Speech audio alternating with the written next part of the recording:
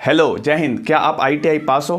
क्या आपको रेलवे में ड्राइवर की वैकेंसी देनी है? क्या आप इस साल रेलवे ड्राइवर की तैयारी कर रहे हो? तो वो आपके लिए बहुत अच्छी सूचना यह है कि आप बहुत जल्द रेलवे जो आपका एएलपी एंड टेक्नीशियन की वैकेंसीज है वो लाने वाली है। इसकी सूचना बहुत जल्द आने की संभावना बन रही है। क्या आपने अभी तक तैयारी शुरू किया या अभी तक आप ये नोटिफिकेशन के चक्कर में बैठे हो? अगर आप बैठे हुए हो तो बहुत ही गलत काम कर रहे हो। आपको आपकी तैयारी अब चालू कर देनी चाहिए। ठीक है, बहुत ही हार्ड एग्जाम नहीं है, बहुत आसान एग्जाम होता है अगर आप इसके सिलेबस को बहुत अच्छे से ध्यान दोगे तब। पिछले बार जो आरआरबी एएलपी एंड टेक्नीशियन के एग्ज़ाम हुए थे उस एग्ज़ाम और इस एग्ज़ाम में थोड़ा सा फ़र्क होगा। पिछले बार आपका जो नॉन टेक्निकल पोर्शन था उसमें कम स्कोर होने के बावजूद भी सिर्फ आप टेक्निकल पोर्शंस में अगर पास हो गए थे तो आपका स्कोर ठीक ठाक हो गया था और आपका रिजल्ट हो गया था। मेरा कहने का ये मतलब है कि पिछली बार क्या हुआ था कि बहुत सारे ऐसे स्टूडेंट थे जिनके नॉन टेक्निकल पोर्शंस में मेरिट तो ठीक थे लेकिन वो टेक्निकल पोर्शन में क्वालिफाई नहीं कर पाए थे, जिसकी वजह से उनका सिलेक्शन नहीं हो पाया था। तो पिछली बार से सबक लेकर के इस बार बहुत सारे स्टूडेंट ऐसे होंगे जो नॉन टेक्निकल पोर्शन को भी अच्छा किए होंगे और टेक्निकल पोर्शन पे भी पहले से काम कर रहे होंगे। इसका मतलब ये हुआ कि पिछली बार और इस बार के एग्जाम में एक चीज़ का फ़र्क होगा। इस बार नॉन टेक्निकल पोर्शंस में स्कोर करना बहुत ही ज़रूरी होगा क्योंकि टेक्निकल पोर्शन बच्चे पहले से पढ़ाई चालू कर लिए थे। क्योंकि पिछली बार ही ऐसा हुआ था कि पहली बार रेलवे ने टेक्निकल पोर्शंस को अलग किया था, लेकिन इस बार लोगों को पहले से मालूम है तो टेक्निकल पोर्शन को वो शुरुआत से पढ़े होंगे और वो आसानी से वहाँ पे क्वालिफाई कर जाएंगे। इसका मतलब ये हुआ कि जितने सीट हैं उससे कई गुना ज़्यादा बच्चा टेक्निकल पोर्शन में क्वालिफाई कर जाएगा। डैट मीन्स ये कि आपको नॉन टेक्निकल पोर्शन में स्कोर करने पड़ेंगे, वहाँ पर अच्छा खासा आपका मेरिट बनाने के लिए नंबर चाहिए। इसका मतलब ये हुआ कि मैथ, रीजनिंग, साइंस और जीके के पोर्शन को आपको मजबूत करना पड़ेगा। स्ट्रैटेजी क्या होगी इस एग्जाम की? आइए हम थोड़ा सा इसके स्ट्रैटेजी की बात करते हैं कि अगर कोई बच्चा अब शुरू कर रहा है एग्जाम की तैयारी तो वो क्या करे ऐसा कि वो जल्दी से अपना स्कोर को बूस्ट कर सके। क्या उसका एक प्लान होना चाहिए, उस प्लान पे उसको काम करने की ज़रूरत है। मैं बहुत आसानी से जल्दी से इस बात को बता देता हूं। अगर आप इस तरीके का प्रोसेस अपनाओगे तो मेरा पूरा मानना है कि आपका स्कोर धीरे धीरे बहुत अच्छा हो जाएगा। अभी भी आपके पास थोड़ा बहुत टाइम बच रहा है नोटिफिकेशन आने में।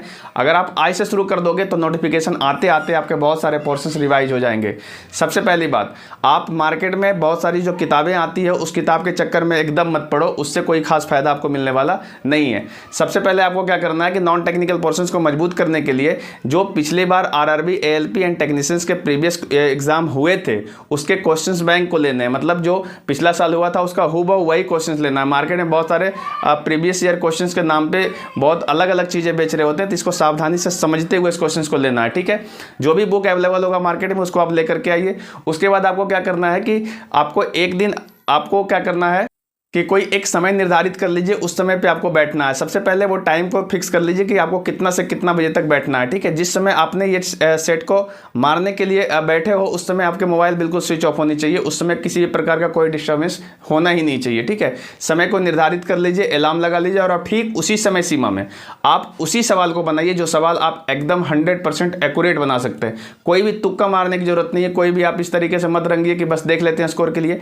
ऐसा काम आपको बिल्कुल नहीं करना है। इससे आपका होगा क्या कि एक प्रॉपर आपका स्कोर का पता चल जाएगा कि आप कितना नंबर एक्चुअल में ला सकते हैं। आप 10-15 नंबर ही लाते हैं कोई दिक्कत नहीं है, लेकिन तुक्का आपको नहीं मारना है। ठीक है, इसके बाद आप क्या कीजिए कि जो क्वेश्चंस नहीं बना है दूसरे दिन आपको कोई नया सेट नहीं उठाना है।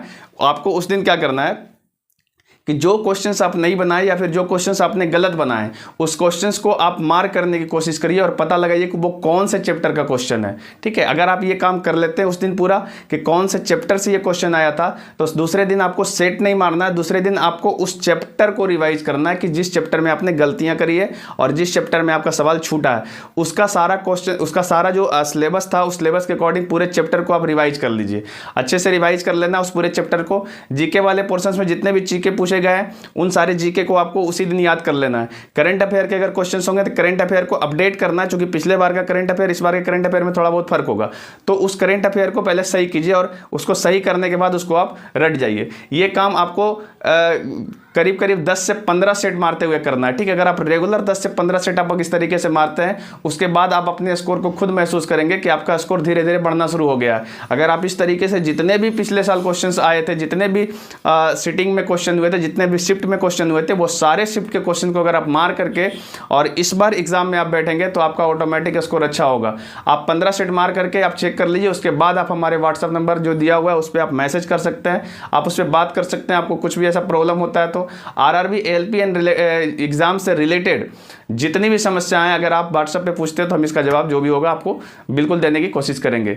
पिछली बार भी जब हम इस पे फोकस कर रहे थे RRB ALP टेक्नीशियन के एग्जाम पे, तो बच्चों का इतना अच्छा मेहनत आया, इतना अच्छा परफॉर्मेंस आया कि पिछले साल बच्चों की मेहनत और हम लोगों का जो सहयोग था उससे तकरीबन 20 से 25 बच्चों ने सिलेक्शन लिया। इस बार भी टारगेट है कि कुछ अच्छा रिजल्ट दिया जाए, इसलिए आप अभी से तैयारी चालू करिए, यही मेरा सजेशन है। आपका कोई भी ऐसा सवाल है जो आपको समझ में नहीं आ रहा है या फिर RRB ALP रिलेटेड कुछ भी प्रॉब्लम आ रहा है तो आप व्हाट्सएप नंबर पर जरूर भेजिए, जो भी इसका उचित जवाब होगा हम आपको जल्द से जल्द रिप्लाई करने की पूरी कोशिश करेंगे। अगर आप चैनल पर नए आए हैं तो चैनल को जरूर सब्सक्राइब कीजिए और ALP की तैयारी से खास करके जुड़े हुए सवालों के लिए आप इस चैनल को जरूर सब्सक्राइब कीजिए और बच्चों में इसको शेयर कीजिए ताकि और बच्चे इससे जुड़ सकें। आज के लिए इतना ही, हम मिलेंगे नेक्स्ट वीडियो में, तब तक के लिए जय हिंद।